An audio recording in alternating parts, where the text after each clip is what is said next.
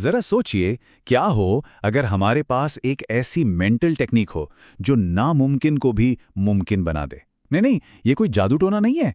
ये एक ऐसी जबरदस्त पावर है जिसे दुनिया के टॉप परफॉर्मर्स इस्तेमाल करते हैं।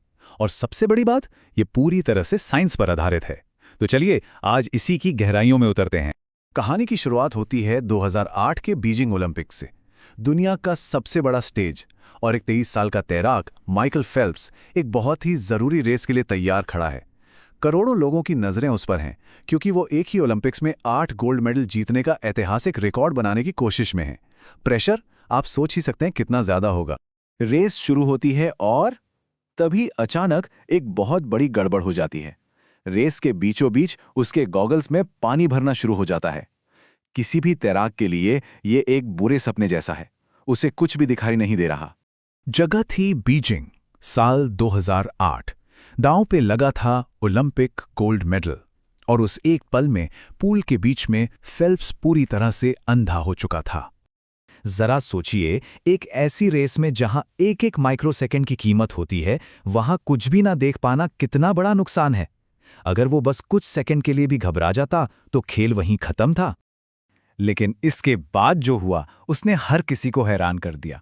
फेल्प्स ने न सिर्फ अपनी रेस पूरी की बल्कि गोल्ड मेडल भी जीता, और वो भी एक नए वर्ल्ड रिकॉर्ड के साथ। पर कैसे? ये कोई किस्मत का खेल नहीं था।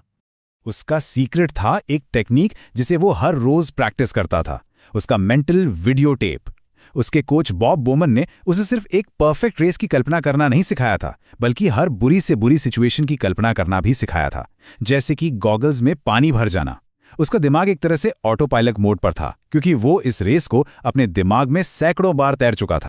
अब यहां एक बहुत जरूरी सवाल उठता है, क्या यह सिर्फ माइकल फेल्प्स की कहानी है, या इसके पीछे कोई ऐसा सिद्धांत काम कर रहा है जिसे हम सब इस्तेमाल कर सकते हैं? मतलब क्या सिर्फ किसी चीज की कल्पना करने से असलियत में नतीजे बदल सकते हैं? जवाब है हाँ, बिल्कुल बदल सकते हैं। और इसका राज छिपा है हमारे दिमाग के विज्ञान में। और सुनिए, ये कोई हवाई बात नहीं है। इसके पीछे ठोस वैज्ञानिक सबूत हैं जो ये साबित करते हैं कि हमारे दिमाग में असलियत को बदलने की एक अविश्वसनीय शक्ति होती है। जैसे कि 1995 में हार्वर्ड में एक स्टडी हुई। इसमें पियानो बजाने वालों के 2 ग्रुप बनाए गए। एक ग्रुप ने सच में रोज 2 घंटे पियानो बजाया, और दूसरे ग्रुप ने उन्होंने सिर्फ पियानो बजाने की कल्पना की, बस सोचा। 5 दिन बाद जो रिजल्ट आया वो हैरान करने वाला था।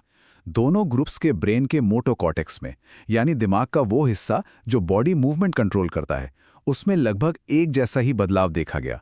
मतलब साफ है, दिमाग के लिए असलियत और कल्पना में ज्यादा फर्क नहीं। ऐसी ही एक और स्टडी बास्केटबॉल प्लेयर्स के साथ हुई। जिन्होंने फिजिकली प्रैक्टिस की, उनके खेल में 24% का सुधार हुआ। लेकिन जिन्होंने सिर्फ मेंटली प्रैक्टिस की, पता है उनमें कितना सुधार हुआ? 23%। मतलब लगभग उतना ही।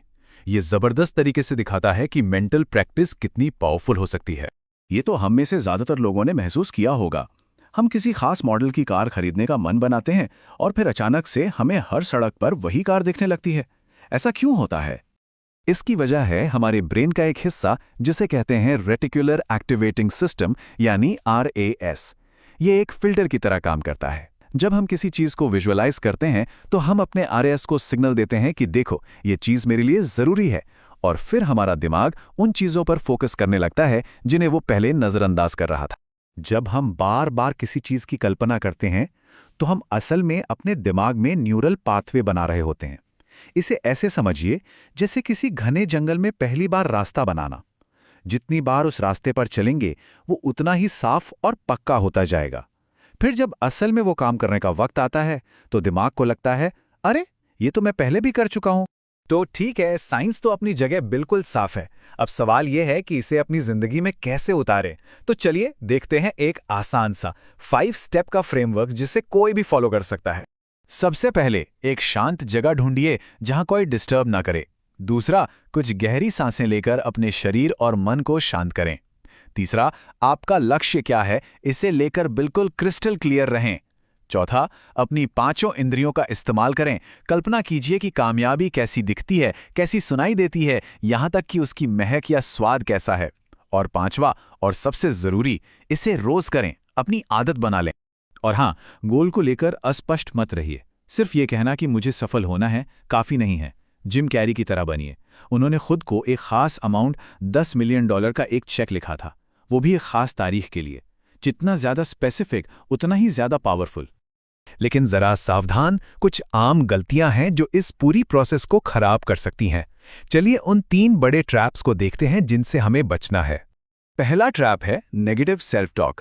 ये ऐसा है जैसे आप एक पैर एक्सीलरेटर पर और दूसरा ब्रेक पर रखकर गाड़ी चला रहे हो।